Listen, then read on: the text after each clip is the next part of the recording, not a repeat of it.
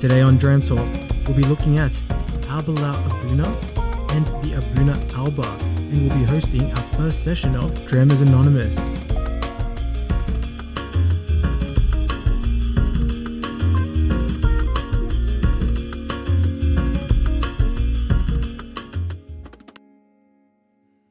There ain't no worries here, ladies and gentlemen. Welcome to Dram Talk. I'm Brad. And I'm Daniel.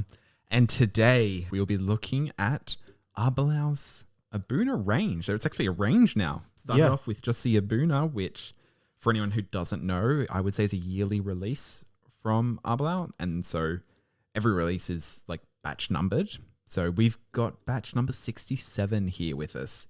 And for any of our US listeners or Aussie listeners who are members of the Whiskey Club, you would know that recently they brought out the A'bunadh Alba.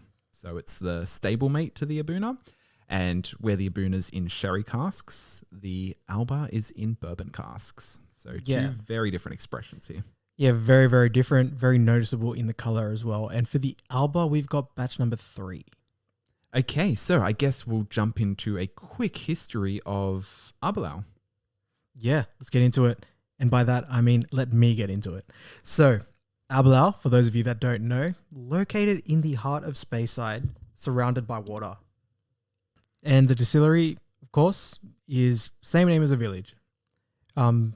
So, in the past, the village was home to a community of Druids who believed that they could hear the water spirits talk to each other.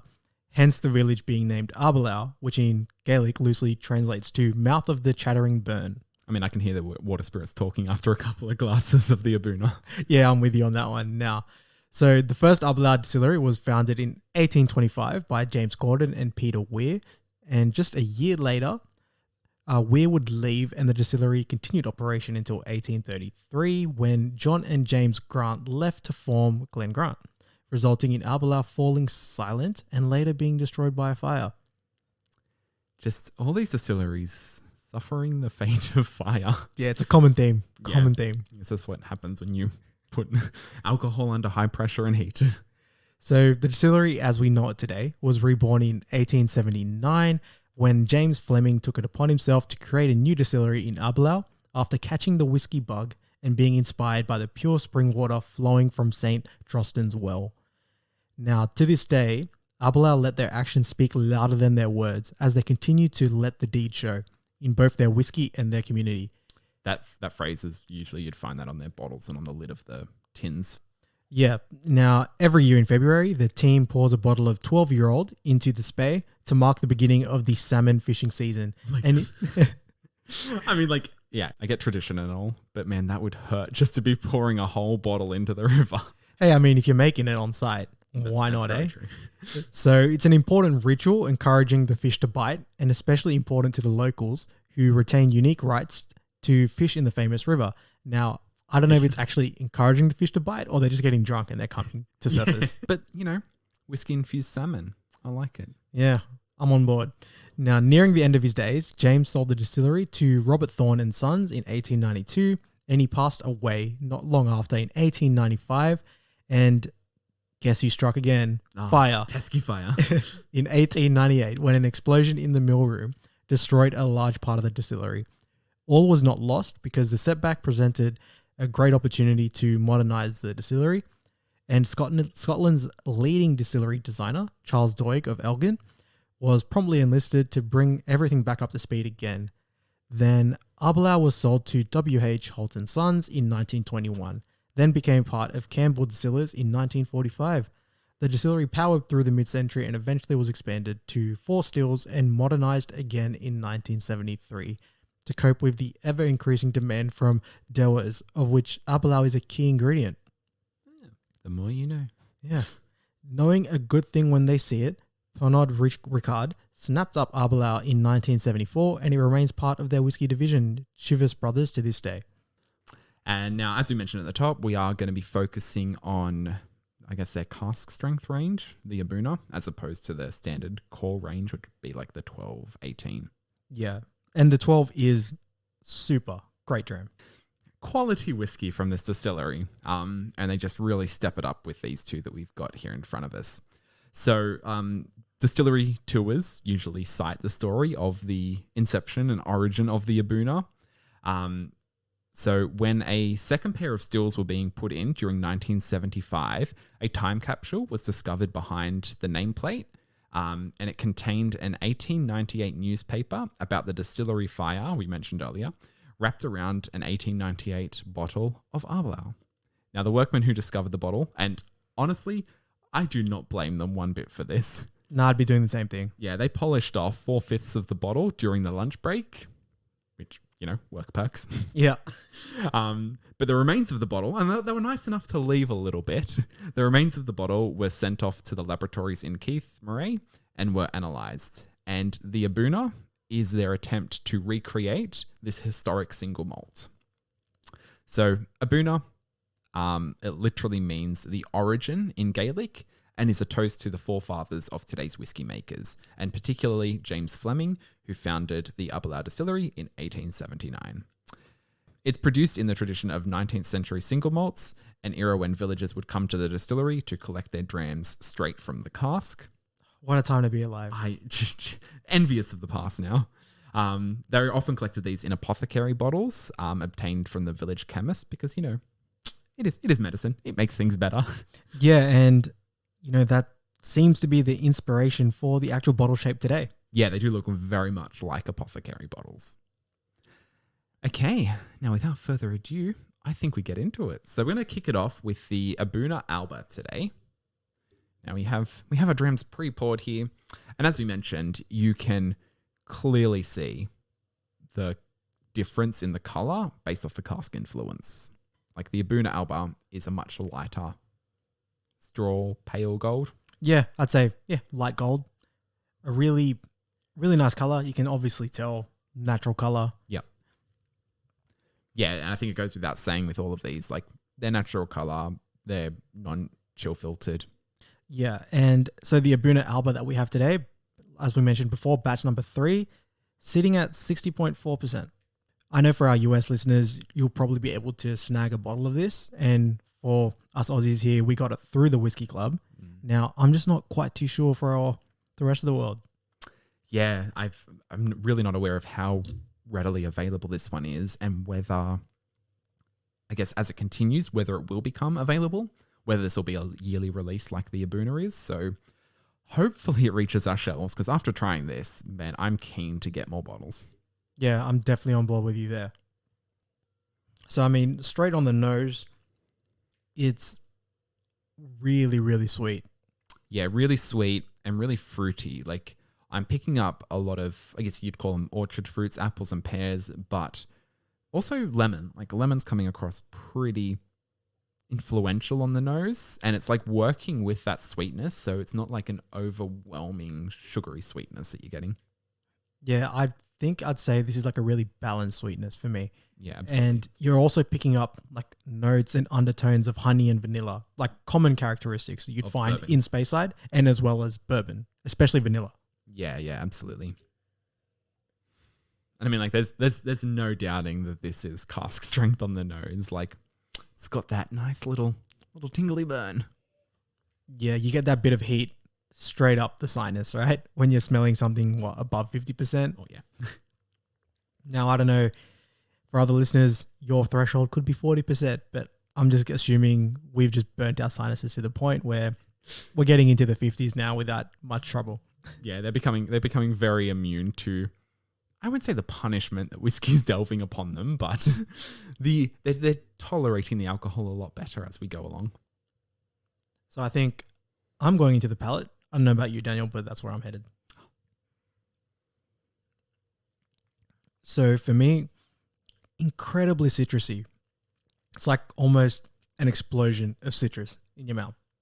I'm getting apple, pear. Mm-hmm. You mentioned lemon before. Yeah. I couldn't really pick it up on the nose. I'm definitely getting it on the palate towards the end. And I'm probably even getting a bit of that orange peel that you commonly find in Scotch. Okay, yeah, I would agree with that. And the apple, I'm calling it like apple from an apple pie. So like baked, stewed, steeped in cinnamon. There's a lot of spice there. But again, I guess that the sweetness is really what's dominant, especially towards the end. You're getting kind of like borderline nutty notes as well as chocolate and like a really nice creaminess that is bordering on what I think the Whiskey Club aptly described as a chocolate milkshake. Yeah, I was definitely going to say it's more towards the finish as opposed to the initial experience on the palate. Yeah, I found initial experience was very fruity, very citrusy. Yeah, and that just kind of leads into that chocolate milkshake. You'd almost say it's a very weird combination of flavors and notes to pick up. Yeah, but they really lead into each other really well. Yeah, they're married really well together. And now, like, okay, each to their own, drink it the way you like. One of the things I really like enjoying with this is taking a little bit and then just like having it, like, don't swish it in your mouth like you've got Listerine, but just like swirl it around your mouth and you can almost like feel it expanding. And I think that's just like a really great experience, how much it ends up feeling like you're chewing through toffee or you're chewing through a super thick milkshake. Yeah, and even going back to that notes of a baked apple or like a stewed apple, as you're saying, with cinnamon, it's obviously present due to the bourbon cask maturation. Yeah. And these are all common notes that we found in bourbon as well. And it's so great to see how accentuated they are in this dram. And one of the things I love about cask strength drams is how complex they are and how even in sip to sip, it can change so much. So like off the first initial sip, towards the end, it was very sweet, very chocolatey, very creamy. But the end of that one, that fruity, the baked fruitiness, the baked apple just remained throughout the entire thing. But like, man, it is undeniably smooth, especially if you've been into whiskey for a while. Like I think for any newcomers to whiskey, any cask strength one's going to be a little bit of a challenge. But I mean, and you can definitely still tell that it is of a higher ABV than a lot of the other ones. But man, this is smooth. Yeah, it really is like deceptively smooth. And maybe it's due to our experience, I guess I wouldn't say our constant drinking, but drink responsibly. But I'd say for 60.4%, I do not feel that on the palate at all. No, you'll feel it later. Yeah, I'll feel it later. just not on the palate. Just not now. All right, I think I'll add a little bit of water to mine now. And I think with cask strength as well, a huge, huge benefit is you have so much wiggle room when you're adding water to the spirit that you could maybe add a teaspoon and give it a taste, add another teaspoon, give it a taste, because it's going to change with every addition of water that you put in. And what I found is, on the nose especially, it's subdued that citrusy tang that I was picking up initially, and the fruits are coming across a lot fresher, a lot stronger, a lot crisper. Yeah, I'd definitely say that. It's a lot more of a fresh, crisp apple, like a green apple. Yeah, yep. And what I'm finding as well is, so, I mean, we should say as well, we've put 2 teaspoons of water. Yeah. So, and that's just from our past experience. We know that we enjoy this with 2 teaspoons of water, so we've gone straight to that. Mm-hmm. So, but maybe, like I said before, you could do 1 teaspoon, give it a taste, then so on and so forth, till you find the point where the dram becomes more comfortable for you to experience. And I think that's another benefit of cask strength ones is you have the ability to lower it down to your level. So if you're quite advanced with your whiskey tasting abilities and you've bought a cask strength bottle and you want to share it with someone who maybe isn't so well-versed in whiskey so far down the trail, who still finds like a 46% a little bit strong, it's like you could just add a little bit more water to theirs and they can still experience it. And as I said, like you're lowering the ABV, like it's diluting it, but the flavor, the complexity, a lot of the notes are still there and they can still thoroughly enjoy it, where it's borderline impossible to raise it to a higher ABV from a lower one.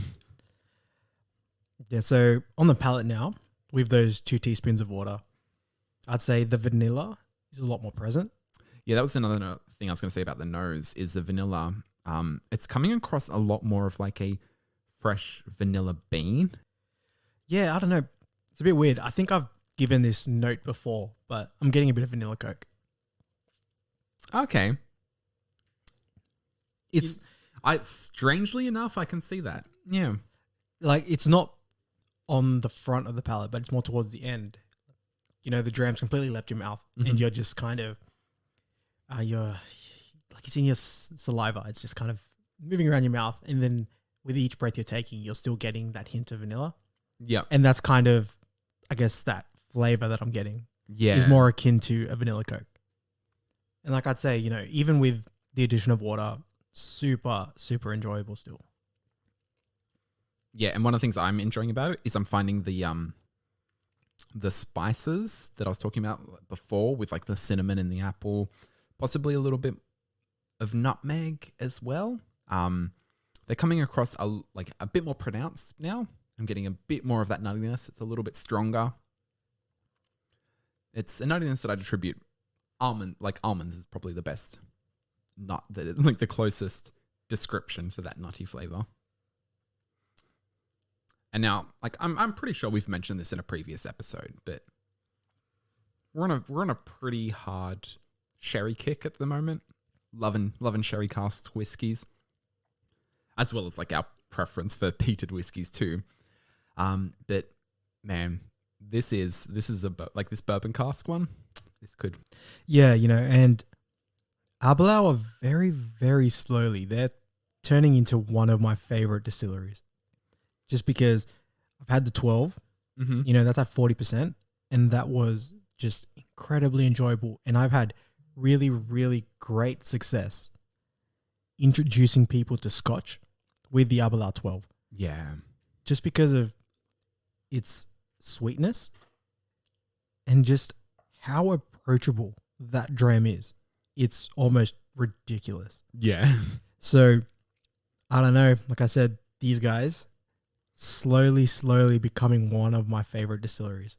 This is from a peat head, so you know, like for other peat heads out there, if you're only after peated whiskies, like we mentioned this in our previous episode, like the first one back for the year, where it's like, don't be afraid to try new things, because you may even surprise yourself at what you'll find you enjoy and the kind of quality that other distilleries can produce.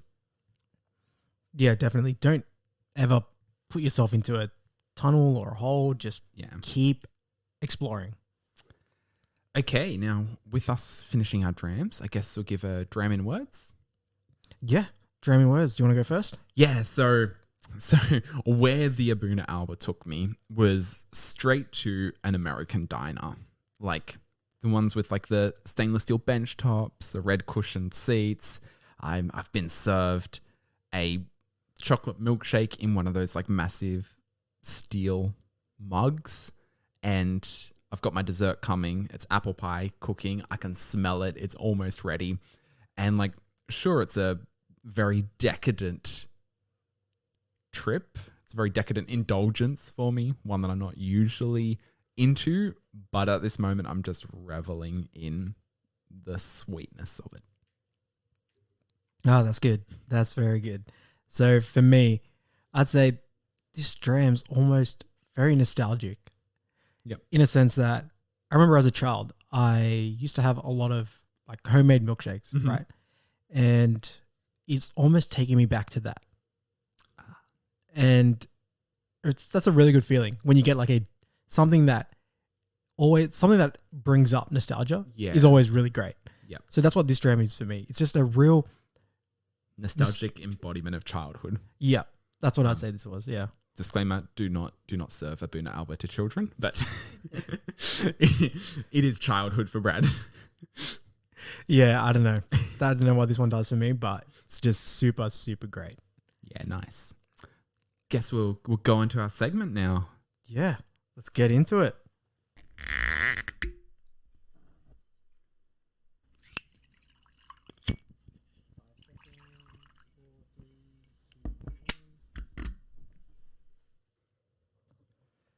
Welcome to Dram Talk's first Drammers Anonymous.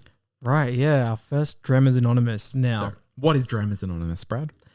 So, kind of had this idea where it's like we all have those drinks that maybe we're a little bit ashamed that we really like them. Yep. And we don't really want to, let Broadcast. people know. So it's like maybe one of those drinks that you drink in the confines of your home. The safety of your house. It's like you don't want to tell people you drink it for fear of them looking down on you, especially in the whiskey community where you can get some purists who think whiskey should be drunk only neat. And like I admit we are all susceptible to this. Like there are a couple of times I've gone out and asked for a neat whiskey and they're like, oh, we can only do it on the rocks. We can't just give it to you neat. Yeah. I was like, oh no, I don't want to have it on the rocks. But yeah, and then it comes to the cocktails or the mixes that we like to like add a little bit of sneaky whiskey into. And, if someone heard you're adding a age statement single malt to this cocktail, some people may not look kindly on that. But, it's a safe space here. We all have those things. Let's reduce the stigma and let's like talk about it. Yeah, let's just do that, And I think as well, the snobbiness can be a real common trap people fall into when they begin their journey into single malt or just whiskey in general.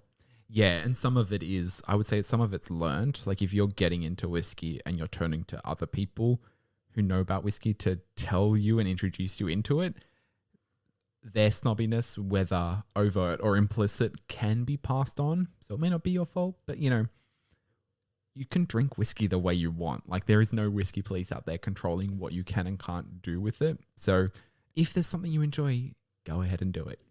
Like Exactly. Huge proponents of just enjoying the whiskey the way you want to. Yeah. I'd say even that, like how Daniel mentioned, that snobbiness can be, I guess, a learned trait.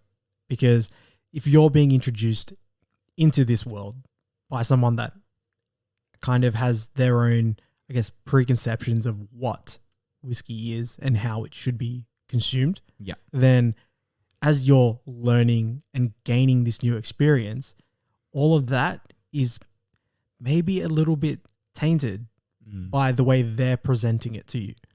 And this can also present a lot of barriers for people. Like even if you're just getting a lot of what you know about whiskey from popular culture, you can see people pouring like whiskey on the rocks is quite a common drink. And you could maybe ask for whiskey on the rocks at a place where someone doesn't really want to serve you whiskey on the rocks. And they can then respond in a way that might make you feel bad and might, again, be that thing where it's turning people away and removing people from a community that has so much to offer each other when it comes to knowledge and experience about whiskeys. So, yeah, let's just kind of reduce some of that and just talk about the ways we want to enjoy whiskey that might be a little bit unconventional. So, what's your first one, Brad? What's your Drammers confession? So for me, I'd say like I recently went to a restaurant in the city here in Sydney, and they gave me an Ardbeg old fashioned. Oh, interesting. Okay. Yeah. So I saw their menu and they just had old fashioned. Yep. And then like in the contents, it was like Ardbeg 10. And I was like, well, I have to try this now. There's no not trying this. Yep. So I, duly ordered my Ardbeg 10, and how was it? It was incredible. Damn. Like, I don't know what it was. Like the smokiness of it and like the savoriness of Ardbeg. Yep. Maybe it just played super well with the bitters that you'd find in an old fashioned. But that was probably one of the best old fashions I've ever had. And I have been like just craving it ever since. Yeah, nice. Okay, and so for some people who might be listening to this and thinking like, how is that controversial? It's like, well, I guess that'd come down to a couple of things. Like the traditional recipe for an old fashioned is with bourbon whiskey. You add bourbon whiskey to bitters, sugar, over ice with like a twist of orange peel on it. Maybe like a spoonful of water or sugar syrup. Like some of the recipes can differ place to place, but it's usually bourbon whiskey. So Scotch whiskey to an old fashioned is already like a step outside of the traditional recipe. But then you can get people who would accept using blended whiskey or blended Scotch in cocktails. When you start using single malts and age statement single malts, that's where you can get some people saying, no, maybe you shouldn't do that. where same thing. It's like, you enjoyed it. It was great. I now want to try it. So, you know, that kind of attitude is just, all it is doing is robbing people of an experience of something that can be thoroughly enjoyable. Yeah, exactly. And the thing is, like, if I had that stigma going into that restaurant, I would have just never ordered that. Like, oh, they're mixing Ardbeg with, they're using Ardbeg in a cocktail. Like, I don't want to try that. Yeah, you know, and I mean, that didn't stop me from experiencing that. I still experienced that. And I mean, on top of that, I ordered a Yamazaki 12 as well.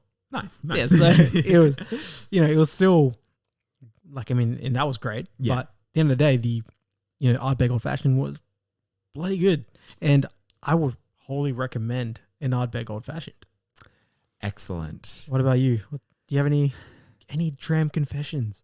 Okay, like mine are more experience based as well as something I maybe want to do. Like, and again, like an old fashioned is such an easy drink to make at home, provided you have bitters. Like that's the only main ingredient you wouldn't usually have in your cupboard. I say that assuming or presuming that all our listeners have whiskey in their cupboard. But I did try making a old fashioned using Lechaig 10. Now, I think worked out pretty well. It was peated whiskey. I enjoy peated whiskey in whatever fashion it may be served. I did find that it was a little bit jarring. I think some of the more, I wouldn't say medicinal, but more like minerally, earthy, peaty notes that Lechaig had didn't work as well with the sweetness. So I think that's where you probably would be looking at getting a little bit more of like a coastal dram or a savory peated whiskey like Ardbeg, Talisker. There are like a whole bunch of different drams that carry really good salty coastal notes or savory meat notes that can work nice with the sweetness that comes across in the sugars and the bitters for old fashioned. So that's one of the things I have tried. Another thing I've heard of, and you know, there's no reason why people shouldn't do this, but it's just combining different drams from different bottlings from a distillery. So I've got Talisker Storm and Talisker 18. Maybe I mix them together, see what that tastes like. Still technically a single malt because they're both from Talisker. But even off that, and I guess this would come into the notion of an infinity bottle, but mixing different drams from different bottles that you've had, you're creating your own blend. And that's the thing, like you can just create, like no one's stopping you. It's your bottle. You can do what you want. Exactly. And we found this almost by accident when we had Aiden on early on in the podcast, where we got him to mix all of the drams together that he didn't like. And then we tried it. Yeah. It was like, I don't know if it was really good or more just that we had such low expectations for it. And the fact that like I still found it quite drinkable and that I wasn't just like, oh, this is horrible. I was just, oh, man, this isn't bad. And because I remember that so vividly. It's like I took the first sip and you're like, how is it? And I was like, this is okay. This isn't bad. And you're like, what? What do you mean it's not bad? I'm like, well, it's not bad. Here, try it. And you're like, okay, this is a bit ridiculous. But it's much better than the equivalent of going to like Sizzler or Pizza Hut or you can eat and just like mixing the soft drinks together. Like it creates a better mixture than that. Yeah. Oh man, I don't know, but like I said, infinity bottle might be something we're looking at doing. Yeah, I think we might look at introducing that into a future episode. And for those that don't know, infinity bottle, you take an empty bottle or a decanter and you just start adding little bits from drams you really enjoy together until you have some crazy mixture of a whole bunch of different drams that you've enjoyed, and then just seeing how that turns out. Yeah, so that would conclude our segment of Drammers Anonymous. Yeah, now, I apologize I didn't have anything more controversial. I will try to expand my experimentations. Yeah, definitely you better do that for the next one. Yeah. All right, because I'm going out here in the big wide world and I'm drinking Ardbeg Old Fashions. You're saying that's a sacrifice? Yeah, it is a sacrifice when you're just sitting at home. End the segment. When you're just sitting at home, not even mixing Talisker 18 with Talisker Storm. You're just contemplating it. Just looking at it. Thinking of all the possibilities. Now, like I said, we're just going to end the segment here. Yep. Now, if you have any dram confessions, reach out to us at Dram Talk Podcast on Instagram, or you can always contact us at dramtalk.au@gmail.com. We'd love to hear what you have to say. And if you want to remain anonymous, that's fine. We will protect you for the sake of your integrity.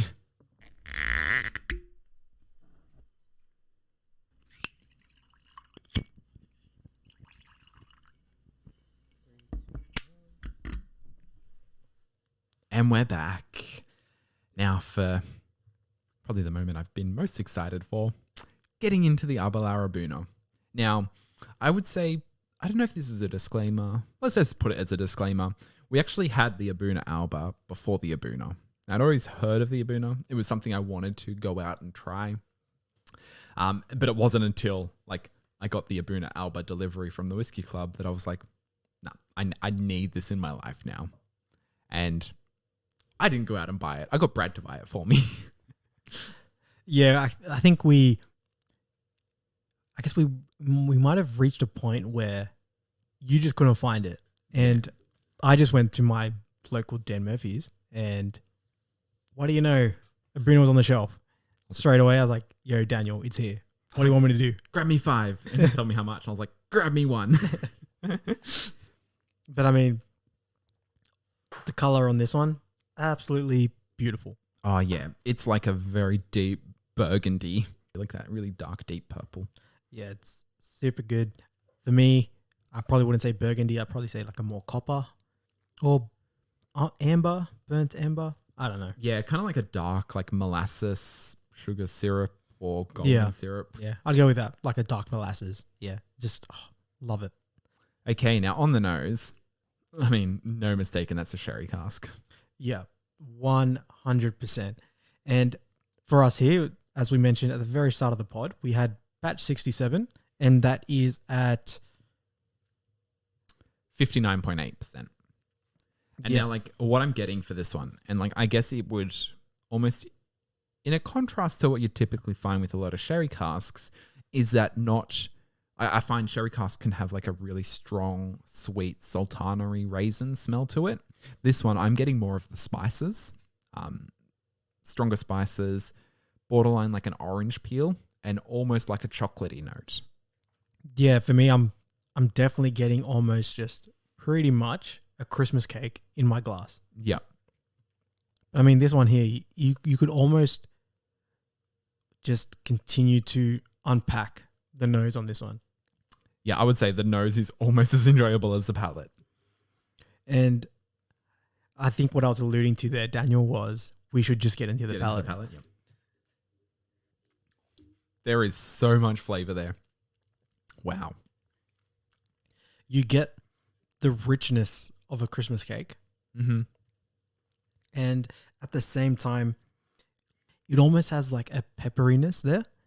Yeah, I think it's just common with the A'bunadh range is their flavors are very well balanced. So I think this is more of a spiced sherry than a sweeter sherry, but at the same time, it's not too spiced. There is still sweetness there that is just constantly mellowing out that spice and keeping it at a good level, like a level enough that you're not getting overwhelmed by a particular note, whether that be like a pepper or a nutmeg or a ginger, but enough that you can still go through all of them and taste it and have like a really pleasant balance between that sweet and spice at the end. And you almost get, and I guess this could be working with both the flavors as well as the ABV. There's really nice warmth at the end that's kind of resembling, I guess, in that Christmas cake sense. It's like cooked spices. Like it's fresh and warm out of the oven. Yeah, I definitely get that. But it's almost like we're repeating ourselves here. But the real predominant note is that really Christmas cake. And what I'm finding as well is there's a lot of dried fruit. I mean, what do you know that is found in Christmas cake? Yep. There's also cinnamon, nutmeg, all your baking spices are all present. Mm-hmm. And as well, it's just such a well-sherried whiskey that, to me, this is almost like the standard. Yeah, for a sherried whiskey, the benchmark. I'd say it's a bit unfair to put it at the benchmark when you're comparing it to non-cask strength ones, but it is just a sublime sherried whiskey. Yeah, and what I'm finding as well, there is like an underlying honey note. But it's also accompanied by, like I mentioned before, that like peppery kind of feel that you get from, I guess, a sherry, or like that spiciness you get from a sherry cask. Yeah, and what I'm finding as well, like on the finish, I'd say close to the end, not quite the end, but tailing towards that. I'm almost getting like a coffee kind of note. Okay, it's interesting because I was going to say it was borderline like a high cacao dark chocolate. Yeah. You get like that really, I wouldn't say really bitter, but like that bittery tang that comes across from coffee beans or dark chocolate. That's something that's definitely present there. Yeah, really interesting. And for me, definitely, I'm almost actively seeking another bottle of A'bunadh that is from a different batch number. Yeah. Oh, absolutely. Just to really see how they compare to each other. And now I can see our glasses are getting very, very low. We should add some water. It's strange. Like, okay, I went straight to the palate. I didn't even go to the nose after the water. But it's funny because with the water, this almost seemed more full on the palate. Yeah, for me, definitely on the nose now with that addition of water. I'm almost getting like a note of like a cigar box. Okay, yeah. Like I see that. I'm getting spiced orange. And yeah, those dried like tobacco cigar leaves. And like the palate with the water, it's just like everything is still there, and it's just like it's borderline more amplified. Like everything just is jumping out a lot stronger. Yeah, I'd say what the water's done is it's given the whiskey a bit more presence. So as Daniel mentioned, it feels a lot more full. So this is one that I'm really, really enjoying with the addition of water.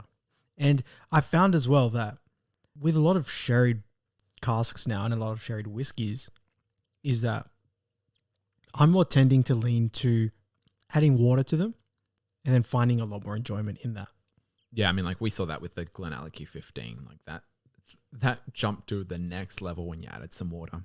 And this one's doing something on a similar note, but I think because of the high ABV, because of how much flavor it can already carry, there's not like it doesn't have much room to jump higher, but what room it does have, it uses. Everything seems to have much more substance. Yeah, it's just so like now on the palate, it's not really, I guess, meandering across your palate or like creeping its way into the crevices of all your taste buds. Right now, it's just a wave that's just pretty much engulfing everything in its path. And I mean, look, all these descriptions we're giving, you can tell we enjoy this on here. Oh yeah. Oh yeah. You know, and with that, we finished our drams. We'll move on to a dram in words. Daniel, what do you got? Okay, so the A'bunadh takes me to, I guess, like, it's going to be no surprise based off a lot of our descriptions, but Christmas. It's like that Christmas in winter when it's cold outside and you just like to consume a lot of warm and sweet foods. And so we've just had our massive Christmas dinner. Now sitting by the fire, got a sweater on, just warm. Maybe I've like cradling a cup of tea or warm eggnog, and I've got like a Christmas cake sitting next to me. And it's just like relaxing after a massive meal over Christmas. Oh, that's really good. That's really good. Now, for me, is an atomic bomb of flavor. Oh, yeah.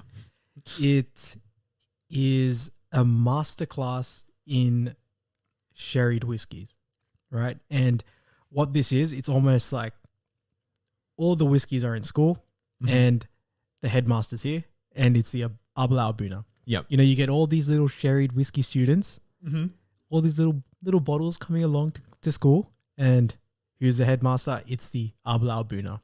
Yep. He's the one giving out the knowledge. He's the one. This to me definitely is the gold standard. Oh, yeah. And rightfully so. All right. Now I think we've gone to our ratings. So I'll start. I'm going to give the A'bunadh Alba, I'm going to give it an 8.6.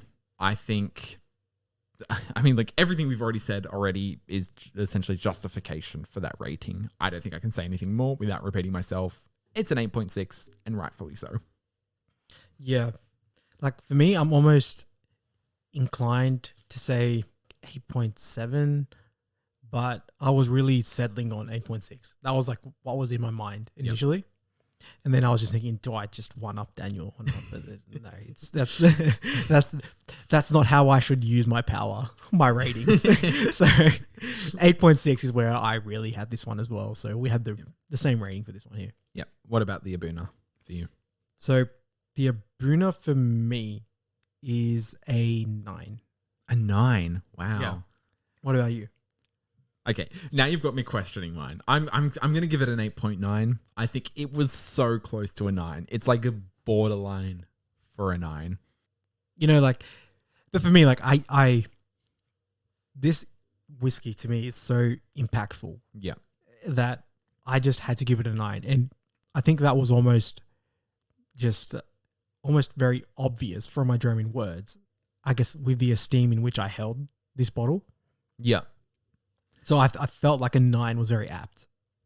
Yeah. I mean, like, I could see myself revising this one and bumping it up to a 9, but I think it sits at an 8.9. Like, it is just borderline. Like, it's so close, it's almost indistinguishable, but it's still that 8.9.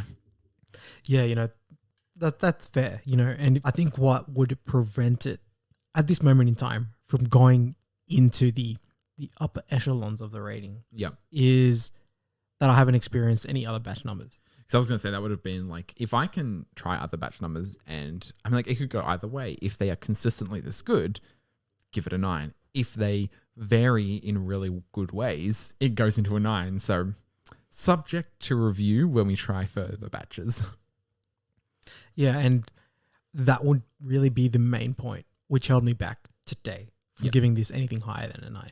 Yeah. And I mean, that's not a bad thing. I mean, a 9 is a 9 is incredible. It's an all-time favorite. Yeah. And it does really go back to everything I've been saying in this episode with Aberlour slowly becoming one of my favorite distilleries, that these guys are creeping into that peated whiskey territory for me, where these just, if you're not a peated whiskey, you're almost getting held to Aberlour standard in my eyes at the moment. Yeah. Fantastic. All right. Well, I think that wraps it up for our episode today. Thank you for listening. As always, you can contact us at dramtalk.au@gmail.com. If you've tried any of these bottles, let us know. We'd love to hear your thoughts. And you can also go to our link tree for our socials. Yeah. And even if you haven't tried these bottles and you just want to say hi, do that as well. We'd love to hear from you.